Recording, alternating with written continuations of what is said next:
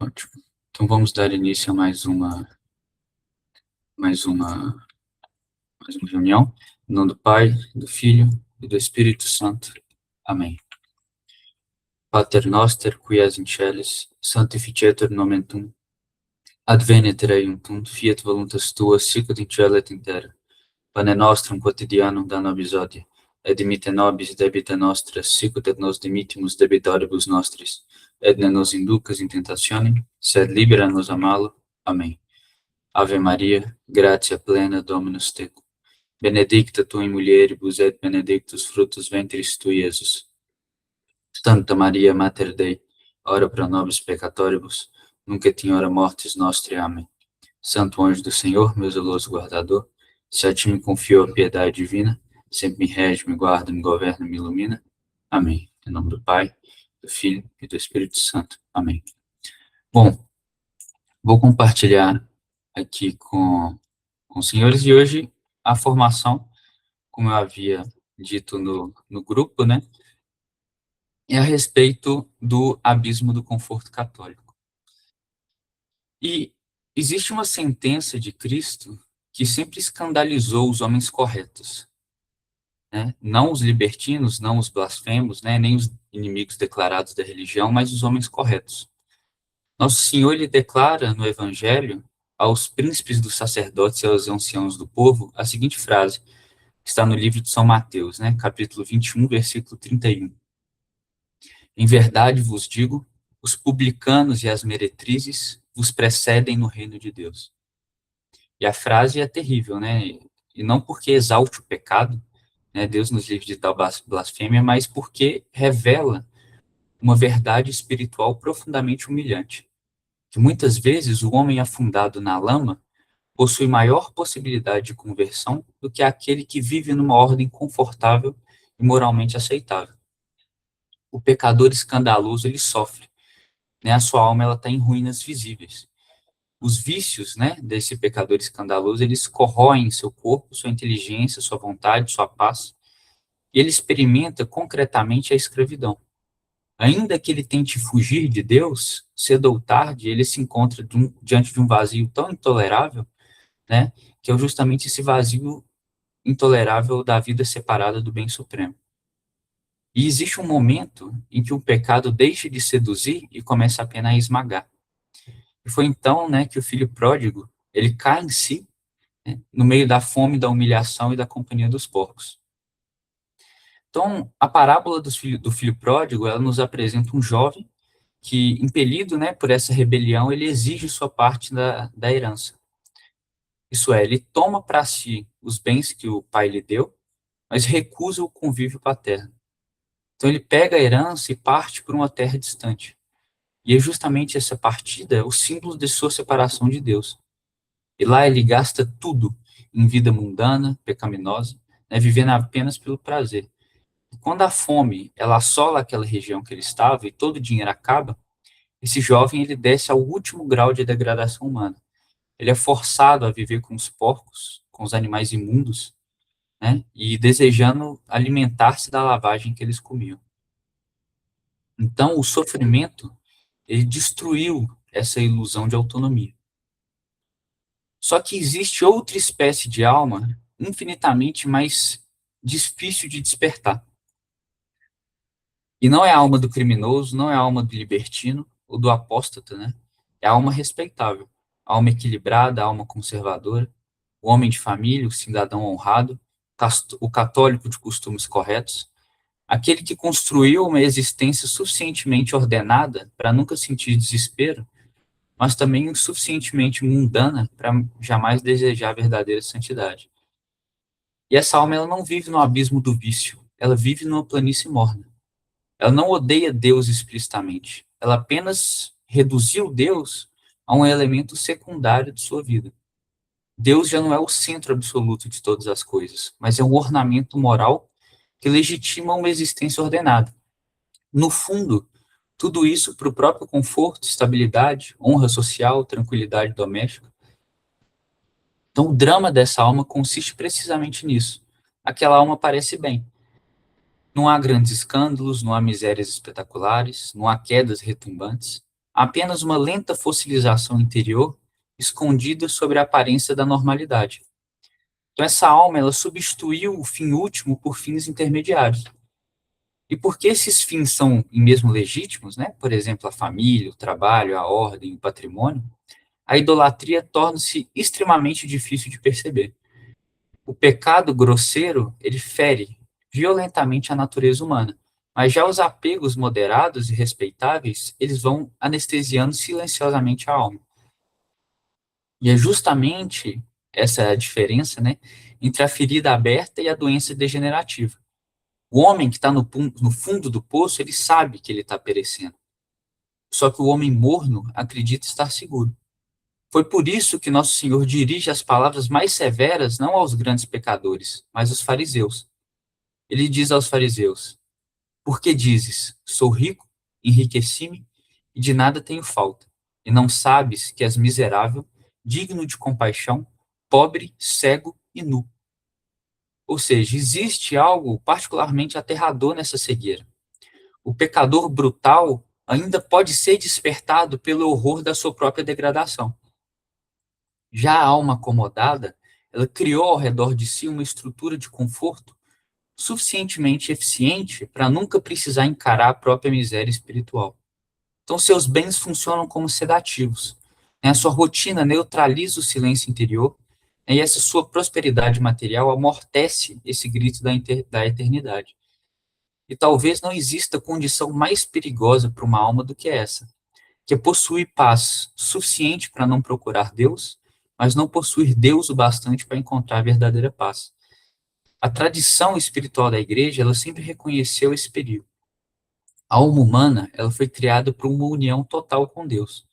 Não existe estado estacionário na vida espiritual. Né? Quem não avança, retrocede.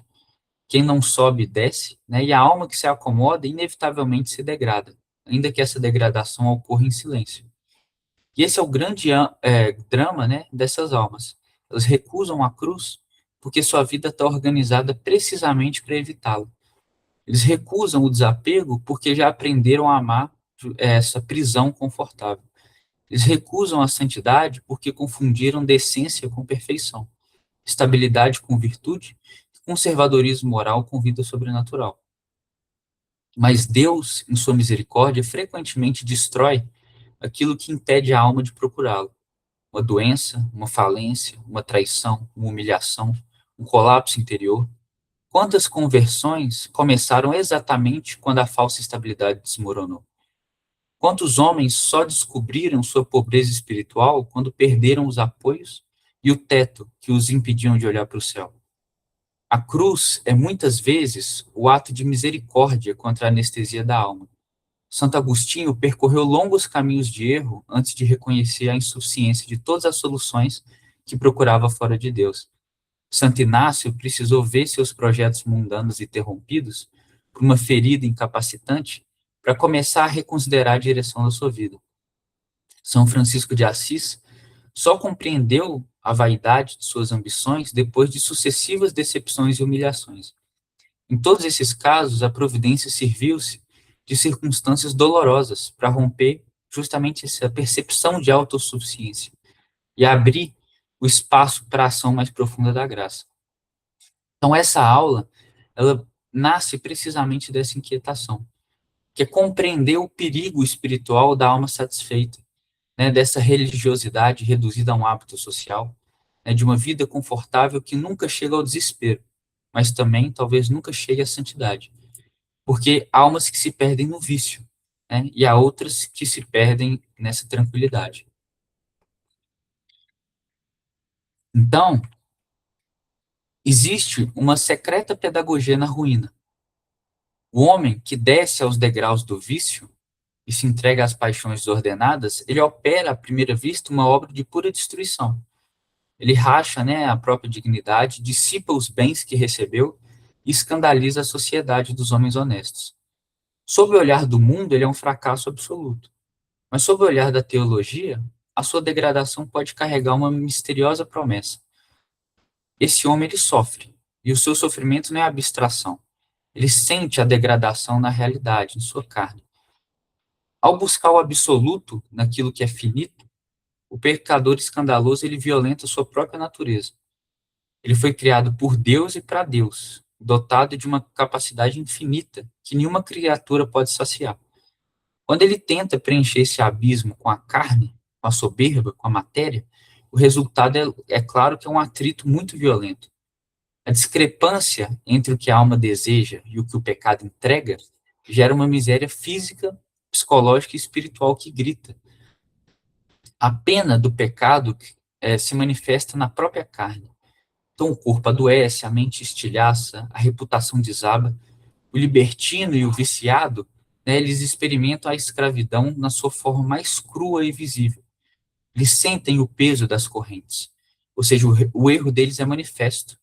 Né? Não há sofisma que justifique, não há verniz que esconda. Então, eles habitam na crueza da verdade, eles estão na lama. E é precisamente na lama que reside a misericórdia. A dor, ela funciona como um megafone de Deus para um mundo ensurdecido. Ela destrói, de um só golpe, a ilusão mais perigosa que um homem pode ter, que é a ilusão da autossuficiência.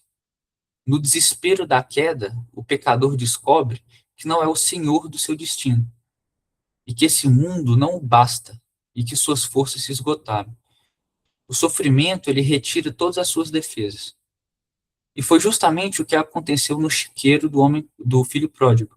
O filho pródigo não caiu em si enquanto gastava a sua fortuna, né, enquanto ele não lembrou da casa do pai enquanto as taças estavam cheias, os falsos amigos o aplaudiam.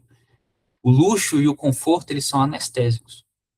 O filho pródigo só acordou quando a fome lhe apertou o estômago, quando a humilhação lhe cobriu o rosto, né, e quando disputar a lavagem dos porcos tornou sua única realidade. O chiqueiro, ele foi instrumento da salvação do filho pródigo. O horror da própria degradação quebrou seu orgulho. Né? A fome o forçou a olhar para trás. A dor, ela rasgou o véu da soberba e abriu o espaço da graça. Então, o sofrimento, ele foi o tutor que conduziu de volta o filho pródigo para o caminho da salvação. Ele sabia que estava morrendo. E por isso, e só por isso, ele pôde desejar a vida.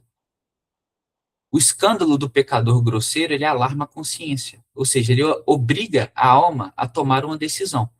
Ou o desespero absoluto, ou o arrependimento radical. Não existe meio termo no chiqueiro. Né? Ou o homem morre entre os porcos, ou ele se levanta e caminha em direção ao Pai. A gravidade da doença exige a violência do remédio. Por isso que as meretrizes e os publicanos, eles precedem os doutores da lei. Eles não têm justificativa a apresentar. Eles não têm uma reputação a defender. Eles não têm uma vida bem comportada para usar de moeda de troca diante de Deus. Eles chegam de mãos vazias, cobertos de feridas abertas e cientes que a única coisa que merecem é a condenação. E é exatamente por isso que eles vão mendigar a misericórdia. O grande paradoxo é que o horror do vício pode ser uma antessala da santidade. A ferida que sangra aos olhos de todos é aquela que clama ao médico com mais urgência. Portanto, existe um aspecto paradoxal, né, na condição do pecador em estado de queda manifesta. Embora sua situação seja objetivamente grave, né, e espiritualmente perigosa, ela contém um elemento que pode favorecer o despertar religioso. A sua miséria é difícil de esconder. Mas o que acontece quando uma alma não possui feridas visíveis? O que acontece quando a doença não é uma fratura exposta, mas é um tumor silencioso que vai crescendo sem gerar dor? É exatamente essa miséria espiritual que quase nunca escandaliza. Nosso Senhor, ele contou em uma parábola que os homens corretos jamais conseguiriam ouvir sem desconforto. No Evangelho de São Lucas, capítulo 18, versículo 10, Nosso Senhor diz o seguinte: dois homens subiram ao templo para orar, um fariseu e o outro publicano. À primeira vista, tudo favorece o fariseu. Ele era um homem religioso, observava os jejuns, pagava o dízimo, conservava os costumes da lei, ou seja, sua vida era disciplinada, sua reputação era intacta. Né? Comparado ao publicano, ele parecia um modelo de virtude. publicano, ao contrário, carregava sobre si o peso do desprezo público. A sua profissão simbolizava a corrupção, a injustiça, a colaboração com o poder de estrangeiro. Ou seja, ele era precisamente o tipo de homem que todos julgavam pecador e distante de Deus. No entanto, nosso Senhor conclui essa parábola com uma sentença devastadora. Ele diz: eu vos digo, este voltou justificado e o outro não. Ou seja, o publicano que sobe o templo para rezar, junto do fariseu, volta justificado, e o fariseu não. Mais uma vez, o evangelho ele escandaliza a lógica humana. E não porque ele condena a virtude natural, mas porque ele revela que existe uma doença mais profunda do que o pecado manifesto, que é a incapacidade de reconhecer a própria miséria. O publicano sabia quem era, e o fariseu acreditava saber. Entre essas duas atitudes existe um abismo. A consciência da culpa abre o espaço para a misericórdia, e a ilusão da própria suficiência fecha todas as portas da graça. E é por isso que a alma satisfeita constitui um perigo tão grande. Ela não vive mergulhada em paixões violentas. Seus dias transcorrem numa ordem quase impecável.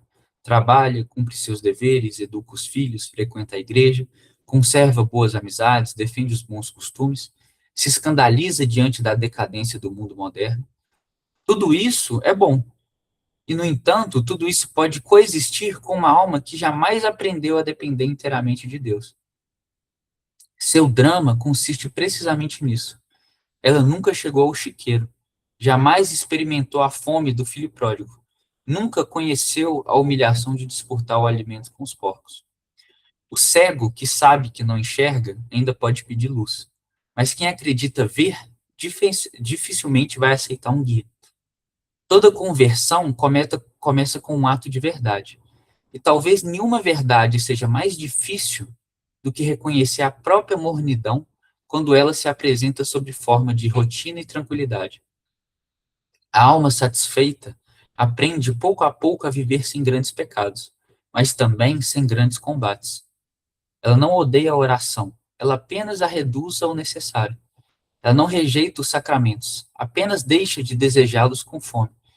Ela não abandona a cruz, apenas procura uma forma de carregá-la sem sentir seu peso. Assim, o amor de Deus deixa de ser absoluto e torna-se moderado. O fervor, ele converte-se em costume, e a santidade passa a parecer um ideal reservado apenas para religiosos, mártires, santos extraordinários. Ao homem comum, bastaria ser correto. Pouco a pouco, essa alma deixa de desejar a perfeição. Ela começa a se contentar com o estágio que já está. É uma troca quase imperceptível, mas de consequências eternas. Porque o nosso Senhor jamais chamou seus discípulos para serem apenas homens de bem. Chamou-os para serem perfeitos. No livro de São Mateus, capítulo 5, versículo 48, ele diz: sedes perfeitos, como vosso Pai Celeste é perfeito. E a tradição espiritual da Igreja jamais interpretou esse mandamento como um conselho destinado a poucos privilegiados.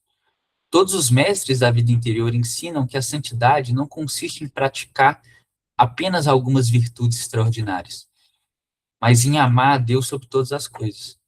A perfeição cristã não admite acomodação, ela exige sempre um crescimento contínuo. A alma que deixa de subir, lentamente começa a descer, ainda que seus pés permaneçam imóveis aos olhos do mundo. E eis porque a vida confortável pode se tornar um dos maiores perigos espirituais.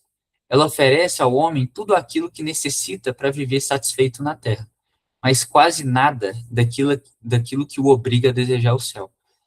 Seus bens, então, tornam-se sedativos. A rotina, ela torna-se um abrigo e a sua estabilidade torna-se argumento contra qualquer mudança profunda.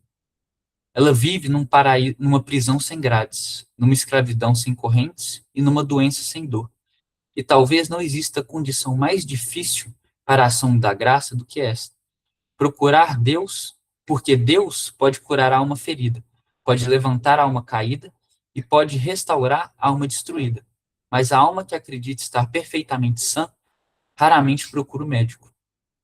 E talvez seja precisamente isso e precisamente por isso, que a providência, em sua misericórdia, tantas vezes permite que essa falsa paz seja interrompida. Não para destruir o homem, mas para destruir a ilusão de que ele pode viver sem Deus. Nosso Senhor, ele declara ao jovem rico: se queres ser perfeito, vai, vende tudo o que tens, dá aos pobres e terás um tesouro no céu. Depois vem e segue-me. A exigência parece excessiva, né, ao católico morno e acomodado. Como assim Deus pede, né, que dê todos os bens aos pobres e siga ele? Parece algo excessivo. Justamente porque revela uma realidade espiritual profunda e desconcertante. Muitas vezes, aquilo que mais dificulta a nossa união com Deus não são os bens maus, mas os bens bons. O jovem rico não era libertino, não era blasfemo, não era ladrão. Desde a sua juventude, ele observava os mandamentos, sua vida permanecia dentro da ordem moral. Aos olhos da sociedade, ele era um homem íntegro. E aos olhos da religião, ele era um israelita exemplar. E, no entanto, ele retirou-se entristecido e não obedeceu a Deus. Não porque lhe faltasse virtude, mas porque lhe sobrava apego. A tristeza daquele homem possui um significado que ultrapassa a sua própria história. Ele revela a dificuldade da alma em abandonar aquilo que durante anos ela confundiu com sua própria segurança. Existe uma forma de pobreza que consiste em não possuir nada, que é a pobreza ordinária, que a gente conhece. Mas existe outra, que é inteiramente mais difícil, que consiste em possuir tudo sem pertencer a nada. E é justamente essa pobreza que Cristo veio ensinar. E existe também uma espécie de riqueza também muito perigosa, a riqueza das certezas humanas. A riqueza de que uma vida suficientemente organizada, né, ter essa vida suficientemente organizada para que Deus jamais pareça absolutamente necessário. Essa vida, essa riqueza, ela cria a ilusão de que a criatura pode oferecer repouso ao desejo infinito da alma.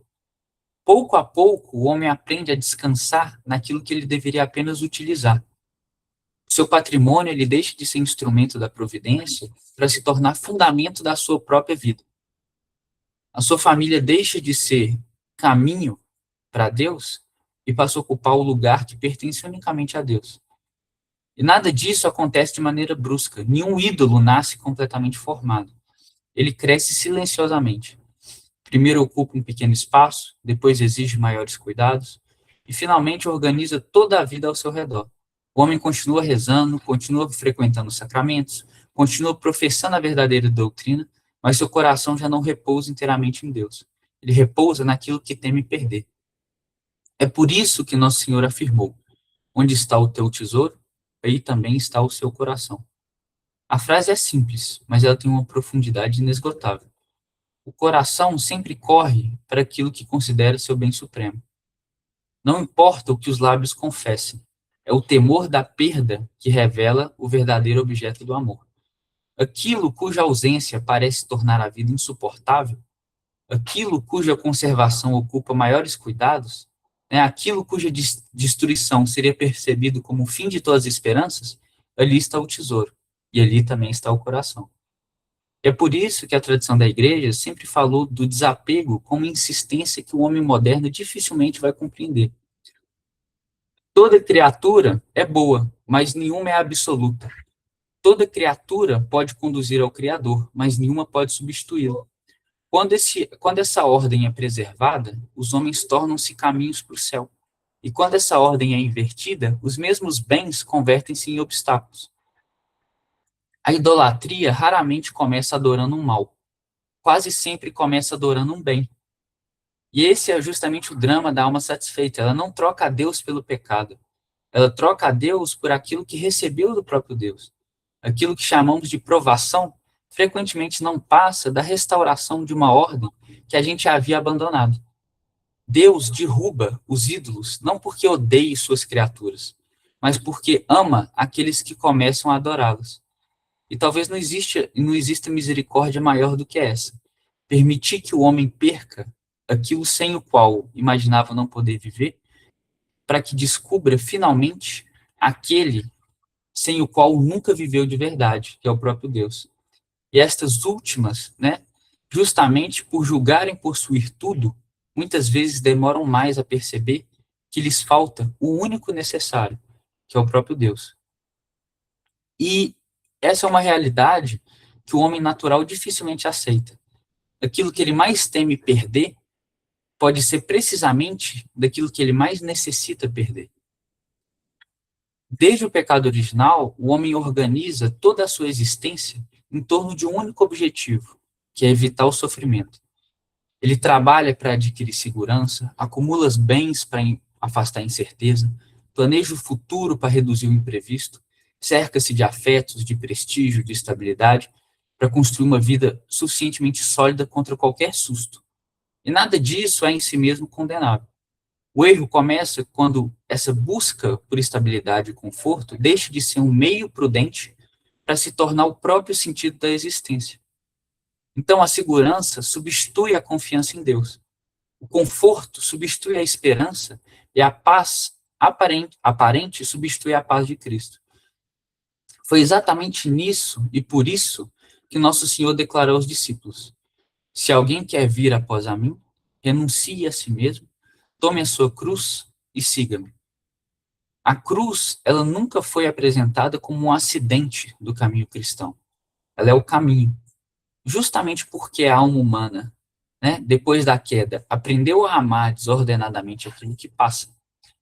Enquanto, né, conservava intacto todos os seus apoios terrenos, dificilmente percebe o quanto deles depende e os idolatra.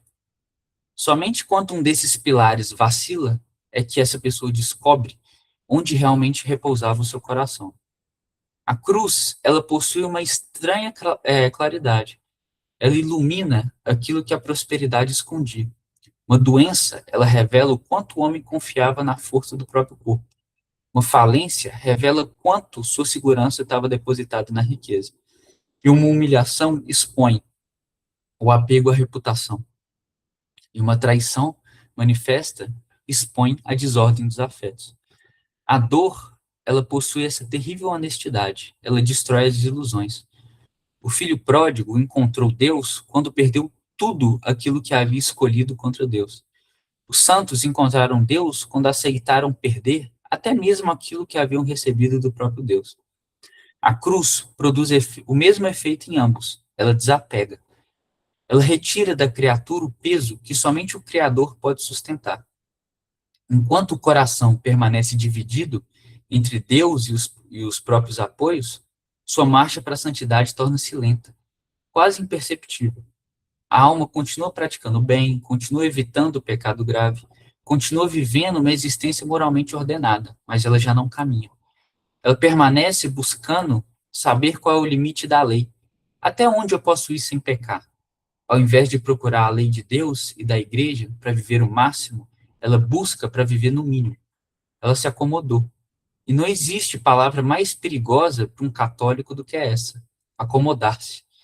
O homem não deseja grandes purificações. O homem que não deseja, né, mais grandes purificações, ele já não pede para amar mais. A sua oração, ela torna-se uma súplica constante para conservar a própria estabilidade. Pede saúde, pede prosperidade, pede proteção à família, pede tranquilidade para o trabalho. São todos pedidos legítimos. A igreja sempre rezou por esses bens. Mas pouco a pouco, uma pergunta desaparece: Senhor, fazei de mim santo, custe o que custar. Talvez nenhuma oração assuste tanto o homem natural, porque Deus costuma levá-la a sério. Pedir a Deus que faça de nós santos, custe o que custar, assusta. A tradição espiritual sempre compreendeu essa pedagogia divina. Os grandes mestres da vida interior jamais identificaram a prosperidade com o favor de Deus, né, nem a tribulação com seu abandono. Pelo contrário, frequentemente reconheceram nas provações os mais profundos sinais da ação íntima da graça. São João da Cruz ensina que Deus obscurece os sentidos para iluminar a alma. Santa Teresa d'Ávila afirma que a oração conduz inevitavelmente ao desapego. E Santo Afonso recorda que tudo quanto Deus permite concorre para o bem daqueles que o amam. E o padre Garrigou Lagrange, ele insiste que a perfeição cristã consiste na purificação progressiva de todos os afetos desordenados. Todos dizem, sob formas diferentes, a mesma verdade. Deus não deseja perdoar o homem, deseja transformá-lo. E toda transformação verdadeira exige que algo morra. Morre o orgulho, morre a autossuficiência, morre a falsa segurança, morre a ilusão de controlar a própria vida. Morre pouco a pouco aquele homem antigo que construía para si uma morada permanente nesse mundo. A cruz não destrói a alma, ela destrói aquilo que impede de pertencer inteiramente a Deus. É por isso que tantos homens interpretam, né, como abandono ou exagero, aquilo que talvez seja a maior das misericórdias. Perdem um bem e imaginam que Deus se afastou. Mas na realidade, talvez seja Deus quem está afastando um bem que ocupava o seu lugar. Eles resistem ao sofrimento como resistem ao inimigo, sem perceber que muitas vezes estão resistindo ao próprio médico. Existe algo profundamente consolador nessa verdade. Nenhuma lágrima oferecida em união com Cristo é inútil, e nenhuma humilhação aceita com fé permanece estéril. Nenhuma cruz carregada por amor deixa a alma igual ao que era antes. A providência não desperdiça sofrimentos.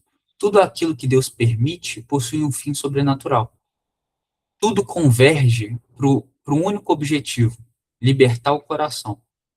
No fim das contas, talvez toda a vida espiritual possa ser resumida em uma única pergunta: o que aconteceria se Deus retirasse hoje aquilo que eu mais amo?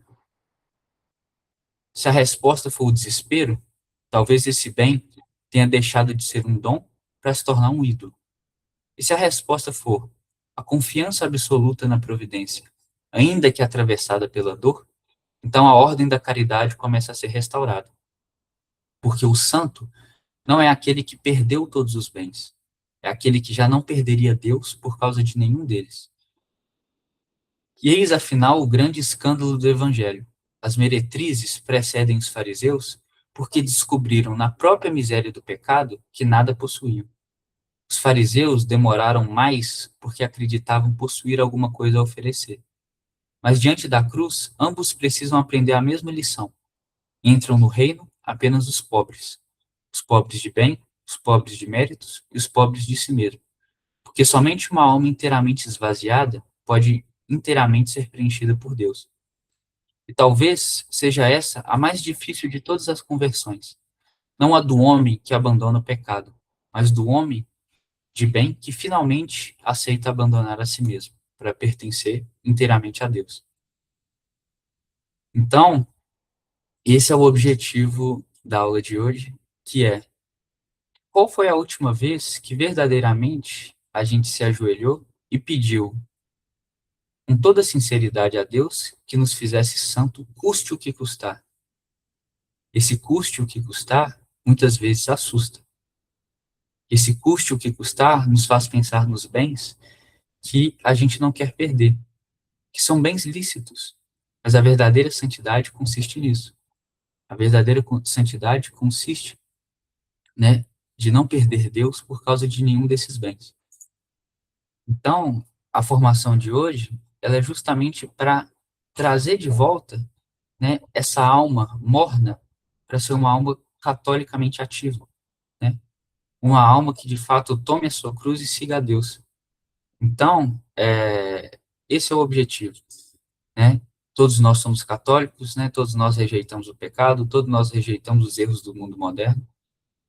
Mas será que a gente procura a lei de Deus e procura saber o que é pecado para viver no mínimo? Ou a gente procura a lei de Deus para viver no máximo, né? A gente procura o que é permitido ou não para poder ficar no limiar do pecado? Ou a gente procura para a gente alcançar, de fato, a verdadeira santidade? Quais são os nossos pecados de estimação, né? O que nos dá nessa falsa autossuficiência, né? Então, esse é o objetivo, de fato, dessa aula de hoje. Então, eu agradeço a todo mundo que participou. Eu chamo a todo mundo justamente a meditar sobre isso, né? Sobre essa vida verdadeiramente católica. E para quem quiser, essa aula vai ficar gravada, né? No canal aqui da Congregação Mariana. Eu disponibilizo o link para vocês da gravação no grupo depois. Vamos só fazer as nossas orações finais e aí a gente encerra a formação de hoje. Em nome do Pai, do Filho e do Espírito Santo. Amém. Pater noster, qui es in celis, sanctificetur nomen tuum. Adveniat regnum fiat voluntas tua, sicut in cielo et in terra.